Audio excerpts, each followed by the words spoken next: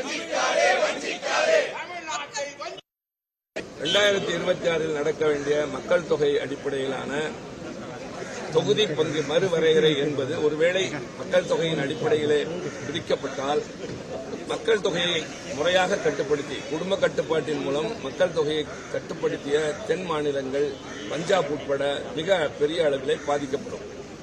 தமிழ்நாடு 8 இடங்களை இழக்க வேண்டும். 39 மாறும்.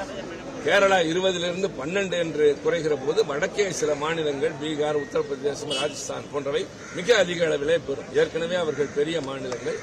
இப்படி ஒரு பிரிப்பு ஏற்படுமையானால் தொகுதி பங்கீடுகள் எதிர்காலத்திலே நாடாளுமன்றத்தில் எங்களுடைய குரல் என்பது வலிமையாக இருக்காது. மிக முக்கியமான பிரச்சனைகளில் கருத்துக்கள் என்பது ஏற்கப்பட முடியாத ஒரு நிலையாக இருக்கும். எனவே இது சரியான முறையில் எப்படி வகுக்கப்படும், எப்படி நாங்கள் வஞ்சிக்கப்பட மாட்டோம் என்பதை சொல்லுங்கள் என்பதற்காக தினந்தோறும் ஆர்ப்பாட்டம் நடத்துகிறோம். அவையிலே குறுகிய கால தீர்மானம் வேண்டும், விவாதம் வேண்டும் என்று கொடுத்திருக்கின்றோம். 22ஆம் தேதி தமிழ்நாட்டின் முதல்வர் திரு மு.க. ஸ்டாலின் அவர்கள் 7 மாநிலங்களுடைய முதலமைச்சர்கள் மற்றும் அங்கிருக்கிற கட்சித் தலைவர்களை அழைத்து ஒரு கூட்டம் நடத்துகிறார் சென்னையில். அந்த கூட்டத்திற்கு பின்னால் எப்படிப்பட்ட அணுகுமுறை அடுத்த கட்டம் என்பது தெரியும்.